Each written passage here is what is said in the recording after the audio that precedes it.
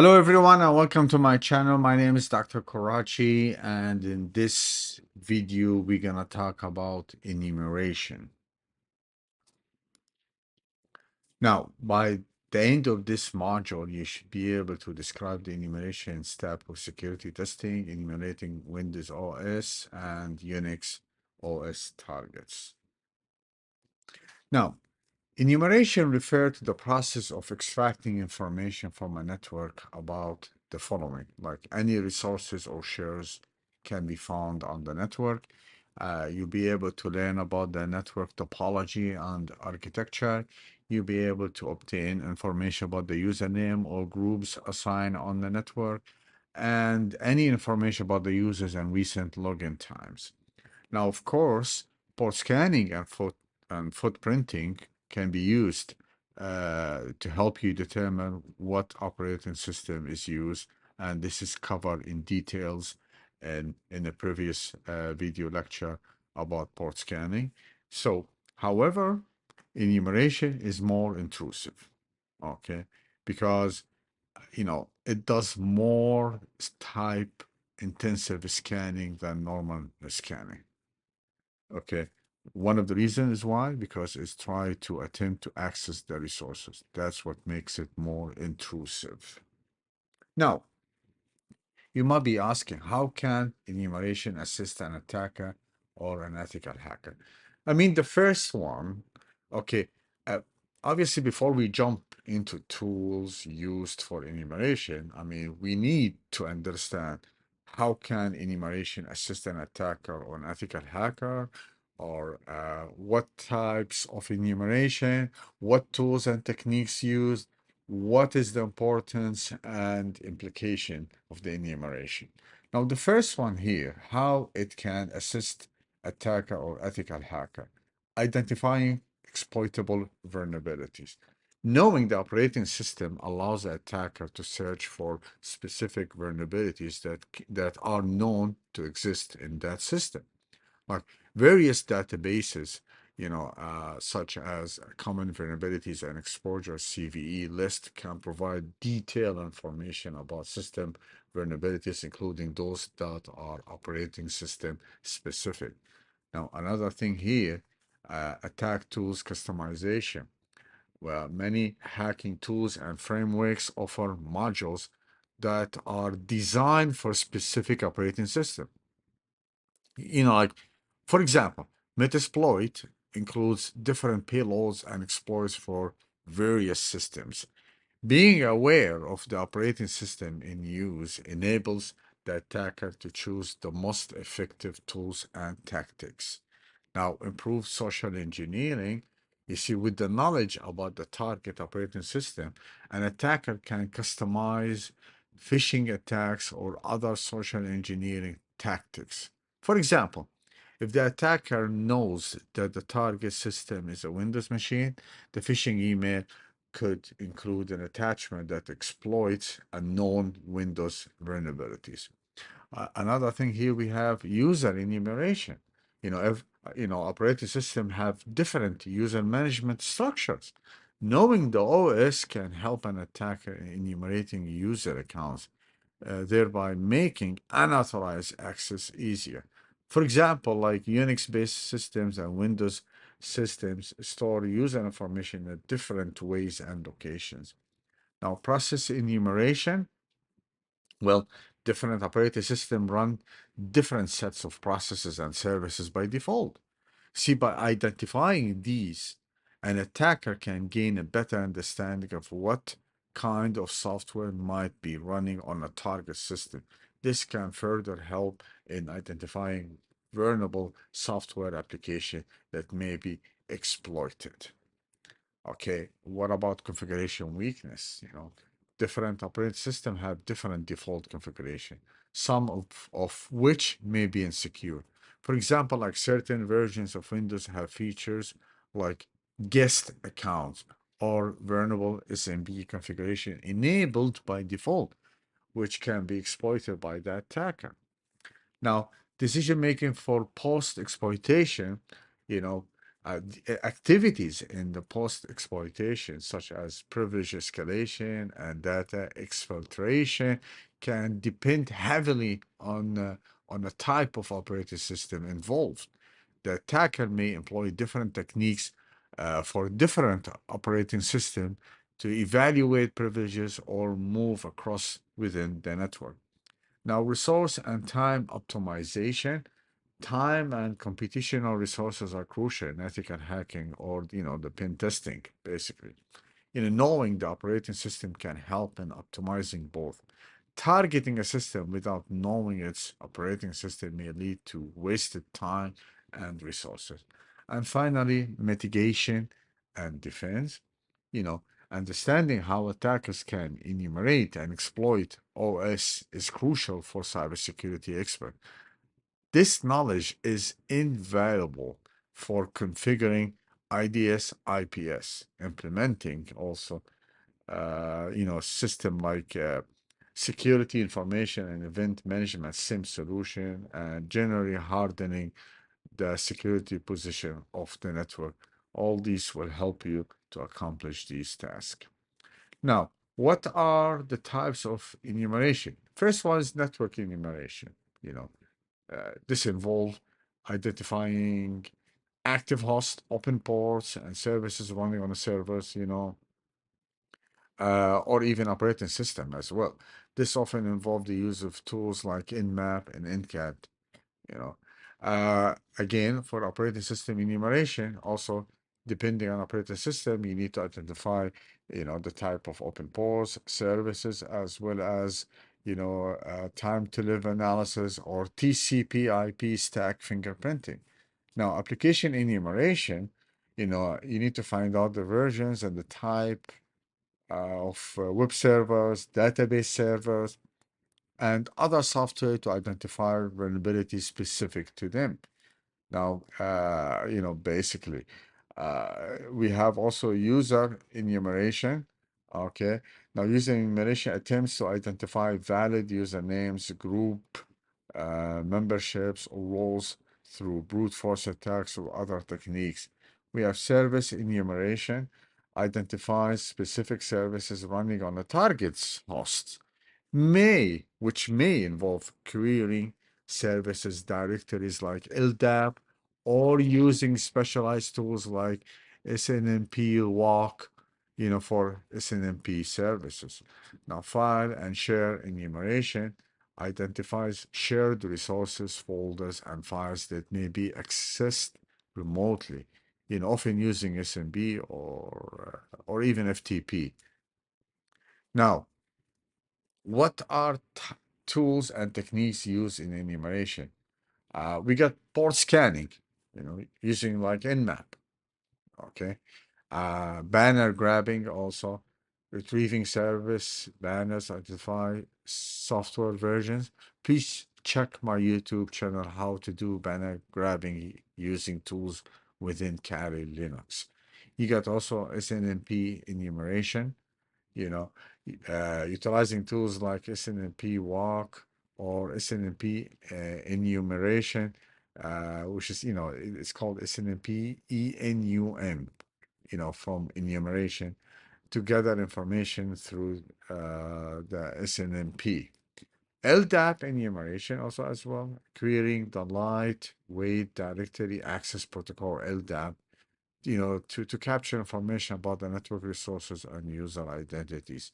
Now we have also the DNS enumeration, employing tools like dig, NS lookup, or specialized software like DNS enumeration. That's a very well-known tool to query the DNS records for subdomains, mail servers, and other DNS-related information. SMTP enumeration, tools like there are many, many, many tools out there to help you extract valid email addresses or usernames from an email server. And finally, NetBIOS SMS enumeration. Tools like NBT scan or Enum for Linux can be used for enumerating information from Windows on and from Unix machines as well. Now, what is the importance and the implication? Now, from attacker perspective, enumeration can provide attackers with necessary information, to conduct more focused and effective attacks. It helps in identifying the weakest links in the network. From defender, you as an ethical hacker or security specialist perspective, understanding enumeration techniques is essential for network administrators and cybersecurity experts to harden their system against possible exploits. So therefore, effective countermeasures, you know, can include like implementing firewalls, IDS, IPS, and many other monitoring techniques. Okay, so let's talk about NBT scan, net bias over TCP/IP. As you can see here, NBT scan is a command line tool used for scanning IP networks for, net bias name information.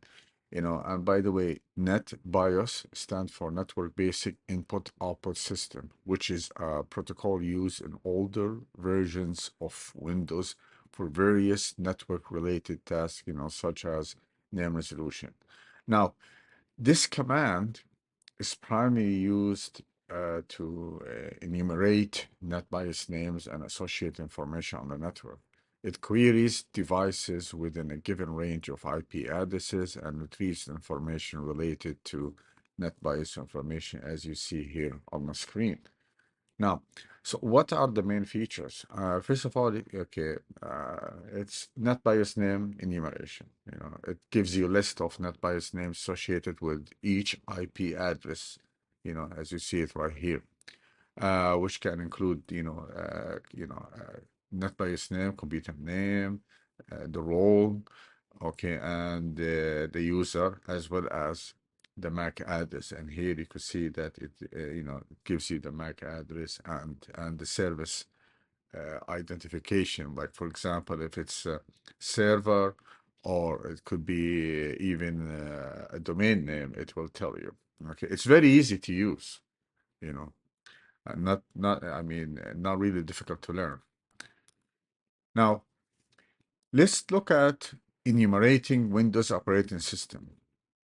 Now, this video lecture focuses on our Windows operating system as relate to enumeration. I mean, there's little information right now can be enumerated from Windows system after Windows 7 because of the enhancement in security. And we're going to look at some operating system, and we are going to ignore older Windows versions. Now, Windows 10 designed for use on tablets, gaming consoles, and traditional PCs. And it can be found in more places than ever. Now, there are many security enhancements were brought to Windows 10. One of the more progressive enhancement is that it only allows trusted apps by default through device guard. It also adds credential guard, which uses virtualization to protect access tokens from theft by attacker. Now, as we know now we have Windows 11, which places a stronger emphasis on hardware-based security, enhanced isolation technologies, and deeper integration of native security tools. Like one of the things, the new features, that comes with it is that uh, it's leveraging advancement in both hardware and software security technologies. And here also we have the Windows Server 2016, their number of security upgrades. The most important thing, the Windows containers, which allows for application isolation to protect application from one another. Now, Windows Defender, which is the malware protection, is now enabled by default. In this version, the option for Telnet server is eliminated completely, but you still can find a Telnet client. Okay, and there is a feature named Just Enough Administration. JEA allows for more detailed access control settings on a task. Now here we have also the Windows Server 2019. It was developed at the same time with Windows 10. It contains a number of new features and security measures, including container services, storage spaces, direct storage migration services, storage replication, shielded virtual machines, and improved, Windows Defender Advanced Threat Protection (ATP). Now, of course, right now we have in the market Windows Server 2022, which is also has a number of new security features, to provide better protection. Like, for example, it has a secured core server. Now, this feature uses hardware-based security features to protect the operating system from malware and other threats. Also, it has another feature called hardware root of trust. This feature ensures that operating system is loaded from a trusted source, preventing malicious actors from tampering with it. There's another one very important, has to do with firmware protection, which basically it prevent firmware on your server from being modified or tampered with. And finally, virtualization-based security, VBS. Now, this feature uses hardware virtualization to create a secure environment for running security-sensitive application. Now, let's look at NetBIOS basics. Network Basic Input-Output System, Programming Interface. It has a programming interface where you could develop some application to connect to it. It allows computer communication over LAN. Most Windows operating system use it to share files and printers. Okay, and requires an upper level service called Server Message Block SMB. It listens on UDP port 137 and 138 and TCP port 139. Now, NetBIOS names, computer names assigned to Windows systems, have a limit of 16 characters. Last character is reserved for hexadecimal number that identifies the type of service running on the computer and must be unique on the network. Now, just remember that NetBIOS is not a transport protocol, but rather an application programming interface, okay, right here, that provides services to application. Now, what type of services? Well, for example, like name resolution, you know, session management, and NetBIOS provides a way for application to establish and manage sessions between each other. It has datagram delivery. NetBIOS provides a way for application to send and receive datagrams, which are small, unreliable messages. Okay, now these are basically the type of names, the suffix and description. Obviously, you do not need to memorize all of them, but note that some identify the computer or the server being enumerated. This can be important. Like, for example, like 00, it tells you that this is a domain name system, DNS. Or if you see something like this in the output, this means it indicates that IIS is running, which is Internet Information Server for hosting websites. Now here, if you see 22, this is for Microsoft Exchange, which is an email. Hackers often um, they need to put more efforts to attack computers identified as a domain controllers. It's not really that easy. Like domain name 1C identifies the computer as a domain controller. Okay, so this just give you an idea about the sessions. Now let's look at NetBIOS null session. Now this refers to an unauthenticated connection to Windows computer. This is one of the biggest vulnerabilities of NetBIOS system. Does not use login and password values. Now, many enumeration tools establish a no session to gather information such as login accounts, group membership, and files shares from an attack computer. It has been around, like it still exists in Windows XP, but it was disabled by default in Windows Server 2003, and now, right now it's not available anymore, which is good news. Now let's look at another tool now for net bias. The first one is nbt stat command. This is very powerful enumeration tool, like, and it's included within Windows.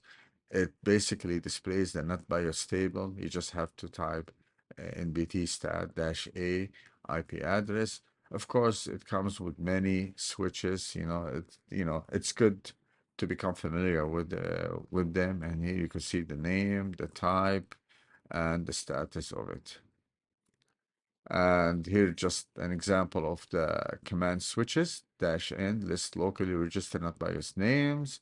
-r display a count of names resolved by broadcast and via wins. This is server and Windows, and some other things. Now let's look into another built-in Windows tool called NetView command. NetView is shared. It shows the shared resources on a computer or server. So it's a networking utility that its primary use in Windows environments for the purpose of discovering and listing shared resources, like you see here, on the computers within the same network domain and group. It has to be the same network and domain group. Now, this command is part of the broader net command utility suite, which provides a set of functionalities to manage various network-related configurations and operations, like such as user account management, domain settings, and more. So let me explain, the output. I mean, in some cases here, server name, for example, this column displays the name of available servers or computers in the network domain or groups. Possibly you'll be able to see some shared resources if it's enabled, especially if you specify the computer name. If you know the computer name, you just have to type netview and the computer name, okay, here, and this column will list the shared resources like folders, printers on the target machine. And the remarks, as you see right here, it provides additional descriptive information or command or comments related to the shared resources or servers if it is available. Now, although you can download or buy enumeration tools, much more professional ones, you should learn how to take advantage of the tools available in Windows. A simple command line utility can give you the name of a logged in user, and user password can then be guessed in order to gain access to system. Now let's look at additional enumeration tools like Enum for Linux. This is enumeration tool also for Windows and Samba systems. Written in Perl language and uses the Samba tools, like SMB client, RPC client, net, and others. It must run it. You must run it on a system that supports this programming language, such as Kali Linux. And this is the example of it. You could see for yourself here, this is just a command line utility designed for gathering information from Windows machines through using the SMB server message block protocol. Essentially, it is a wrapper script around the SMB client or the stuff you mentioned, or RPC client, and so on. And it is used to extract important data that can help in network reconnaissance and various stages of a penetration test or cyber forensics investigation. Now, These are the options right here. You see the option here and the IP. Here's the option like dash capital letter U is get user list, dash R, dash P, get password policy information, dash N, only print IP addresses. So basically, this command can be used to gather information, such as user and group list, shared resources, password policy, NetBIOS names, operating system information, and even computer hardware. Now, dump sec is enumeration tool for Windows NT 2000 and XP. It does not work well on the newer versions of Windows.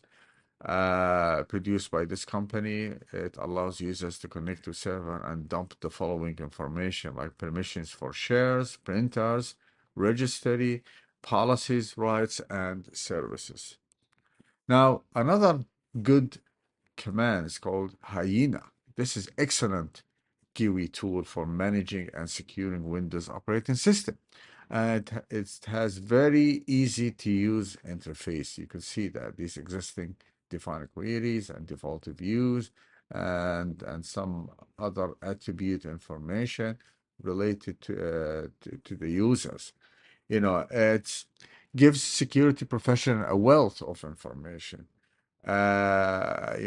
Shows shares and user login names for Windows servers and domain controllers, display graphic representation of Microsoft Terminal services, Microsoft Windows Network, web client network, and find user and groups.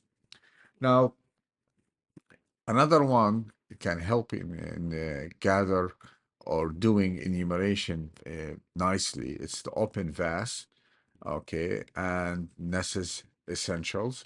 And these basically, I cover them in details on my YouTube channel. Uh, provide you a deep explanation about the features and how to use each one of them. I encourage you to watch and to become familiar with them, especially Nessus. Now, there are when it comes to Next or Unix operating system or Next operating system, there are several variations of Unix here. And you could see Solaris, HP, Mac OS X, and FreeBSD, Open BSD, Linux, and so on. So, I mean, here you can see that Unix and its variations have a history of development, adaptation, and diversification. Each variation of these, you see it on the screen, uh, are commonly called flavor. This is HP Unix flavor, okay, AIX flavor, and each one of them has a unique features and capabilities.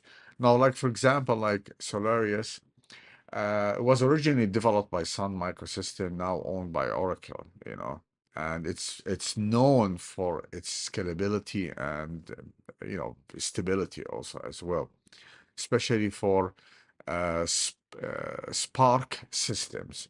The Open Solaris, it was discontinued back in 2010. Now we have also the Mac OS X developed by Apple. It's a Unix based and built on Darwin operating system. The FreeBSD here, known for its performance and cutting edge features. It is commonly used in servers and embedded systems. And here you have OpenBSD, which focus on security and code correctness. And it is basically it's used in secure network appliances and servers. And finally, here we have Linux. It has different flavors such as Debian, Fedora, Ubuntu, and so on. Now let's look at Simple Network Management Protocol, SNMP, an old but still popular network management service for network administrators that enables remote administration. Like what? Like managing and monitoring network devices such as routers, switches, servers, printers, and can run on both Windows and Next machines. Useful for what? For administrator, if you want to see system statistics, version numbers, other detailed host information remotely. And can be useful for hackers. How? The question is how? Well, there is security weaknesses in NP, like it has a very weak authentication, especially for those earlier versions of SNMP, version 1 and 2, by the way. They use a community string for authentication, which is sent in plain text. Okay, so you know what would happen if something's sent in plain text and can easily be intercepted by a hacker and read information. Now, also another issue is the information leakage. SNMP can reveal crucial information about the network topology and devices, which is good for reconnaissance by the hackers. You have also configuration changes. With write access, the SNMP can be used to change device configurations, but potentially disrupting network operations. Here also you have denial of service. An attacker could overload the SNMP service by flooding it with requests, thereby making the network device unresponsive. Now, what is the defensive measures? Okay, so we heard enough about the weakness. Well, you should use SNMP version 3 for both authentication and encryption. You should restrict access, you know, limit SNMP access to specific IP addresses and disable write access unless it is absolutely necessary. Network segmentation is very important. Okay, your network should be isolated. You need to isolate devices that require SNMP management into a separate VLAN. Of course, it goes without saying you should employ monitoring solution that can be detected. It can detect unusual SNMP activities. And of course, let's not forget about the importance of firewall rules. Now, here's another command, SNMP walk, a tool useful in enumerating hosts running SNMP with the default configuration.